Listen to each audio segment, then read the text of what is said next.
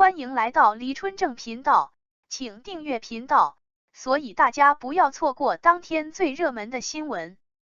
我们今天的时事通讯包括以下内容。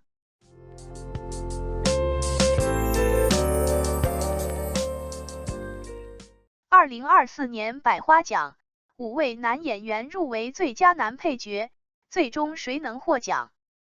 几天前，细品名人分别发布了2024年百花奖最佳女主角、最佳男主角、最佳女配角的获奖名单大猜测，读者纷纷点赞、收藏、转发，并展开讨论。今天，细品名人在这里为大家分析预测5位入围的男演员，最终谁能获得最佳男配角奖。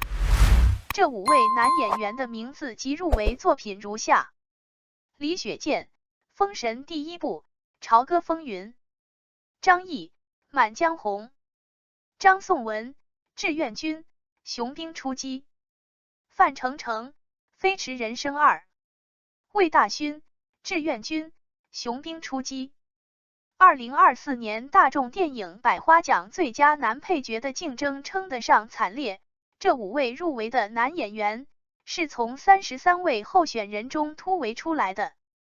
沙溢、雷佳音、李晨、李乃文、宁理、王迅等知名演员的演技和入围作品都不错，但遗憾的是，他们都未能入围。入围即成功，不管谁最终获得百花奖最佳男配角奖，都是实至名归。李雪健与《封神》第1部，《朝歌风云》获奖概率5星好评。《封神》第1部，《朝歌风云》讲述了商王因受暴虐无道，质子姬发觉醒，反出朝歌的故事。导演乌尔善与编剧团队从2014年就开始打磨剧本，历时5年，先后10多次译稿，整个剧组工作人员超过8000人。老戏骨李雪健在片中饰演西伯侯姬昌，这个角色命运悲情，同情苍生和黎民百姓。妲己勾引姬昌的大儿子伯邑考遭到训斥，同时伯邑考识破了妲己是狐妖。妲己为了除掉伯邑考，在纣王面前进谗言，说伯邑考勾引他。纣王将伯邑考杀害并做成肉饼，让姬昌吃。李雪健饰演的姬昌在地上跪着爬行，他手捧肉饼，发出绝望的悲号。肉饼被狗叼走后，姬昌从狗嘴里抢肉饼，抢儿子。姬昌将抢过来的肉饼抱在怀里，眼里的悲愤和绝望可撕破苍天。李雪健通过一系列动作、台词、眼神，将一位父亲的肝肠寸断刻画得入木三分。在《封神》第1部，《朝歌风云》中，姬昌浑身散发悲伤气息，他憔悴消瘦，眼里始终流露出对江山社稷、黎民百姓的担忧。李雪健是鼻咽癌患者，说话声音阴哑，人显得很憔悴，与姬昌的人设吻合。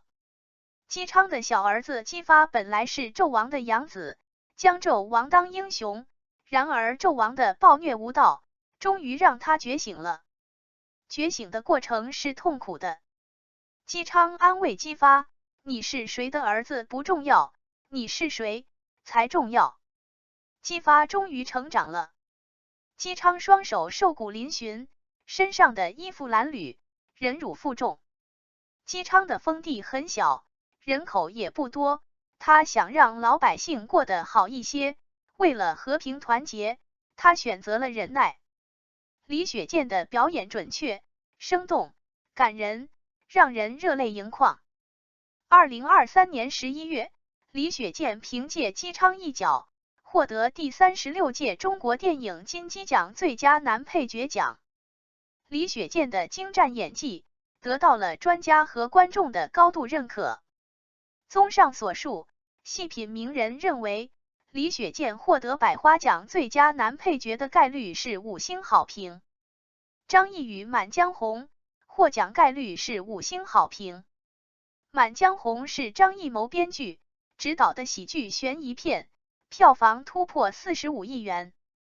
张译在片中饰演宰相府总管何力，这是一个反派角色，看似文弱儒雅，实则颇有城府。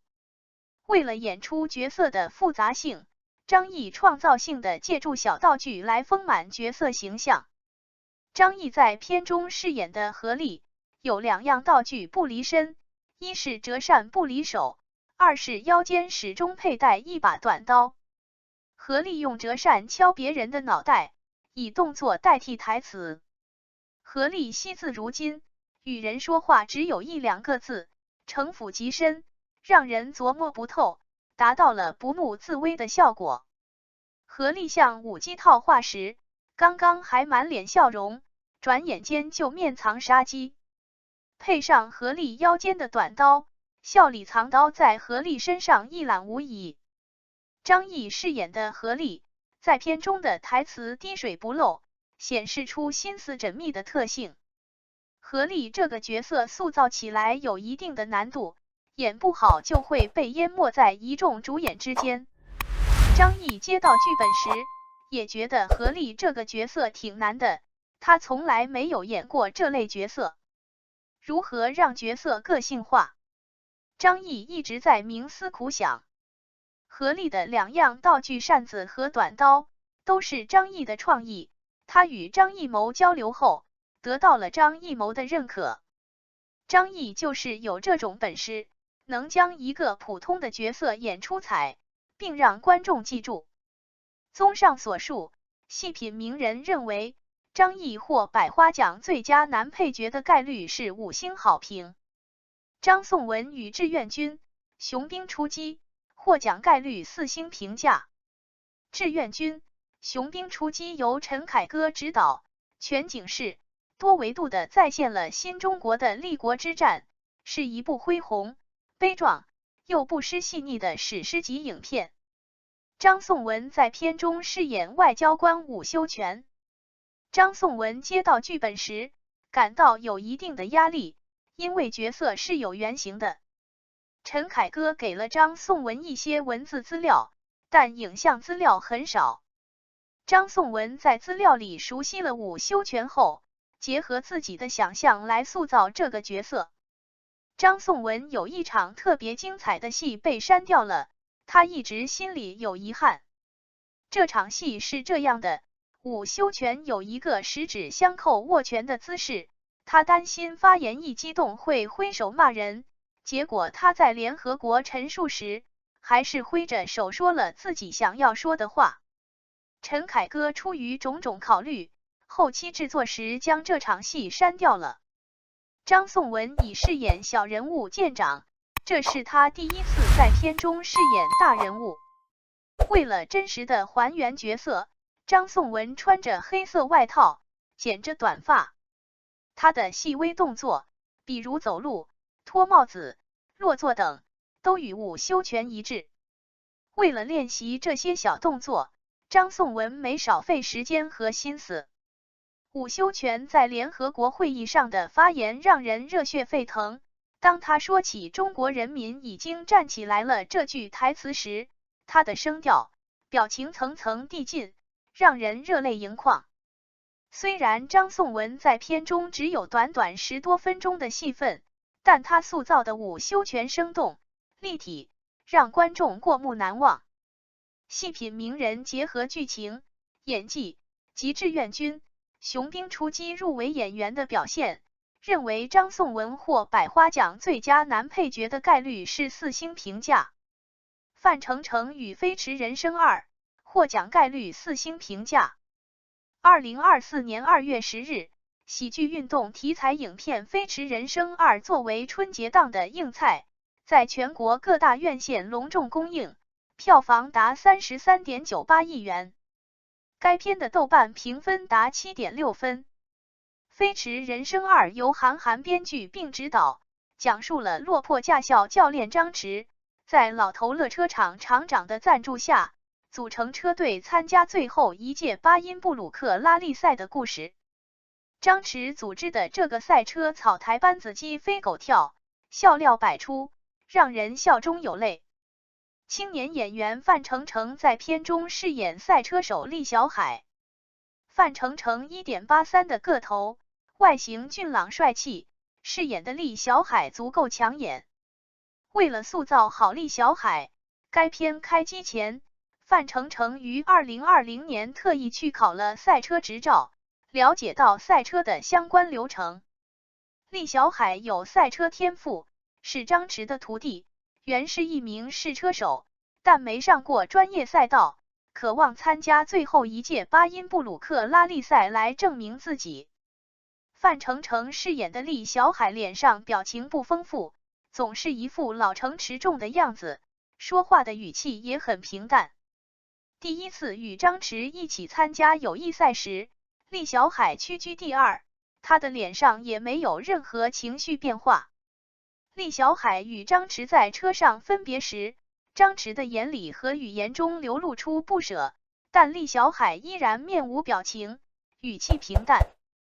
厉小海得知自己没有被安排参赛，去办公室找叶经理，情绪也没有过于激愤，只是正常的询问。观众看了《飞驰人生2》后，认可范丞丞的身材和帅气，但对他的表演没什么深刻印象，觉得他在片中过于冷静和平淡。综上所述，细品名人认为范丞丞获百花奖最佳男配角的概率是4星评价。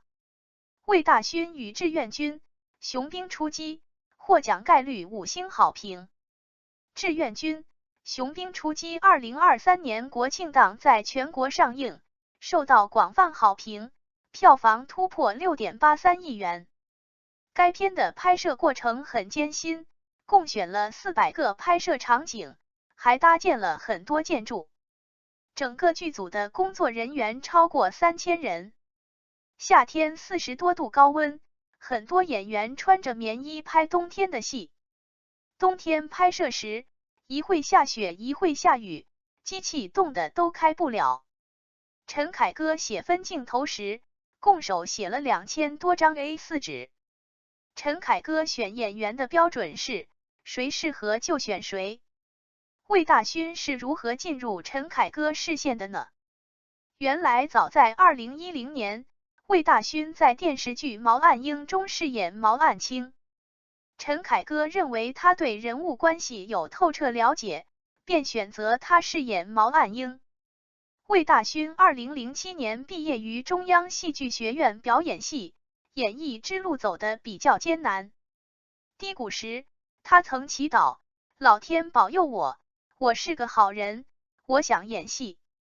陈凯歌与魏大勋取得联系时，魏大勋很激动，表示有信心演好。开拍前，魏大勋与主要演员进行了军训。